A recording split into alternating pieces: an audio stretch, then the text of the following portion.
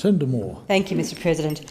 I want to make some comments this evening on the Workplace Gender Equity Agency, which, as all of us know, was created by the Australian Government with the Workplace Gender Equity Act in 2012.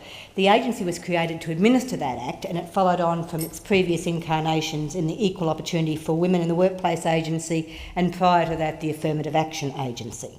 The vision of the agency is for that all women and men are to be equally represented, valued and rewarded in the workplace.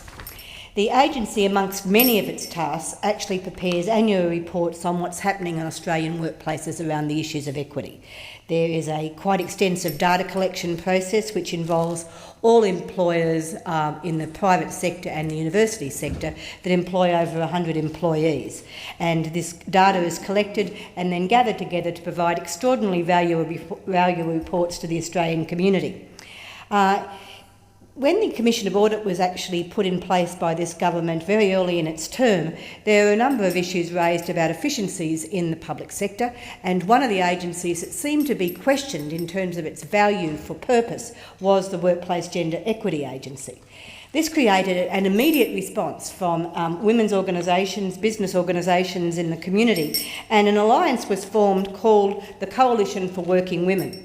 This alliance made up of Australian Local Government Women's Association, BPW, Financial Services Institute of Australasia, Local Government Managers Australia, National Council of Women Australia, National Foundation for Australian Women, the Work and Family Policy Roundtable and University of South Australia, Women on Boards, Women's Electoral Lobby, YWCA and the ACTU, gathered together because they understood that there was a real value in the work that the agency did.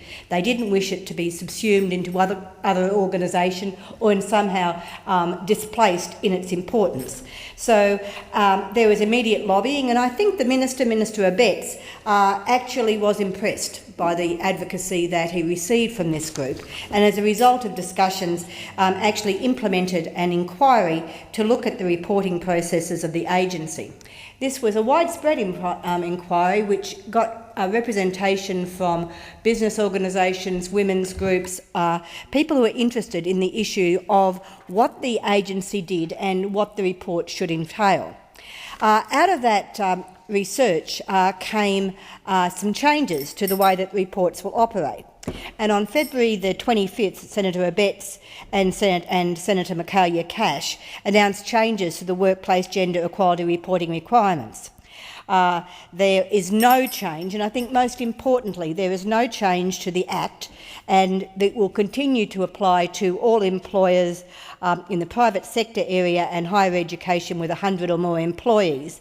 And employers will continue to provide information against 6 gender equality indicators: gender composition of the workforce, gender composition of governing bodies, equal remuneration between men and women, availability and utility of employment terms, conditions and practices relating to flexible working arrangements, consultation with employees on issues concerning gender equality in the workplace, and sex-based harassment and discrimination in the workplace.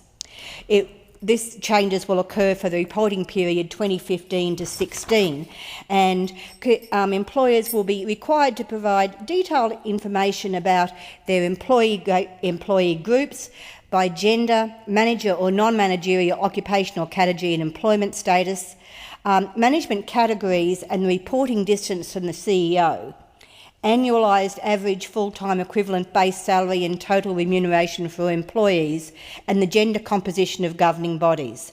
That's looking particularly at the vexed issue of the gender gap in Australia. And I'll get on to that, Mr President, because one of the core aspects of the agency's job is to look at the issue of the gender pay gap in Australia. Because one of the things that came out of the consultation was, we know there's a gender pay gap. In fact, it's over 18% at the moment. The last report from 2014 said 18.8%, and it has been staying at this high level for a considerable period of time. Everybody knows it exists. Everybody knows it's bad. No one actually says that they like a gender pay gap. There just seemed to be some concern about employers about what they had to do to make it go away.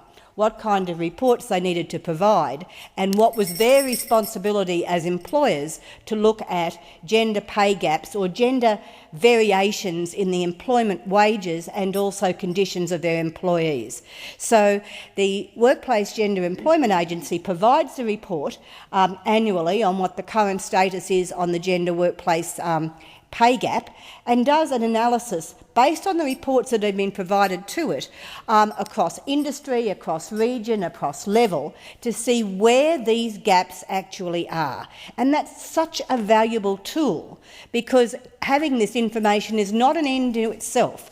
It is a tool for all of us in the community, in the business community, in Parliament, employer and employee organisations, to see, not only to acknowledge that the gender pay gap is wrong, and it is palpably wrong, but to see what is actually happening in the workplaces which can cause this inequity to happen. So not only are employers asked to put information about the actual wages, they also need to look at the leave conditions, such as parental leave, take-up of the provisions, availability conditions and practices relating to flexible working arrangements, consultation undertaken with employees on workplace gender equality, grievance processes, and the existence of strategies or policies to provide real practical support in the workplace about gender equality, selection for governing body members, the equal pay, including extra bonuses and access to overtime, flexible working arrangements, and the very important aspects of sexual-based harassment and discrimination, and now part of our national plan to eliminate violence against women and children. Employers are asked to put information down about family or domestic violence processes, strategies, support mechanisms they have in their workplaces. This, gathered together with the particular data about actual pay rates, builds a picture about what is happening in individual workplaces, what works, what doesn't, and how we can actually together bring down this horrific pay gap, which is across the board. Every industry actually expresses that there are some issues around gender pay inequality in their industry, how we can work together to find out why it happens and how to stop it. The economic benefits to our community are manifold. Everybody understands that if we actually can ensure that there's true equity in the workplace, that will create more productivity, the jobs will be more worthwhile, and we'll be able to build employment processes and an employment model that will ensure that we will encourage and maintain workers at every stage of their life, because this particular process operates from the time people come on to the time they retire, whether they choose to retire or it's a process of age discrimination. Mr Acting President, I do apologise. It is important that we understand the work that the Workplace Gender Equity Agency does for the community and for workplaces, and to value the professional skills that they have to provide support to workplaces and to individuals about the best way that we can make workplaces safe, attractive and equal. Mr President, we are now almost at the stage of looking at the data collection for the next round of reports, and we should have the first round of the reports from the last one made public towards the end of this year. From that, we'll be able to have benchmarks to see what improvements have occurred and what needs to happen in the future.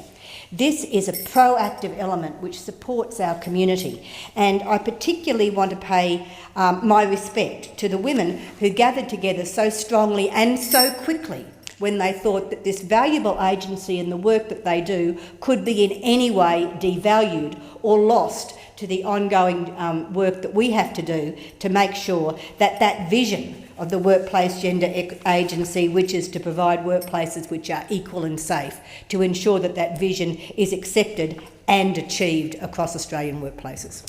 Thank you, Senator Moore.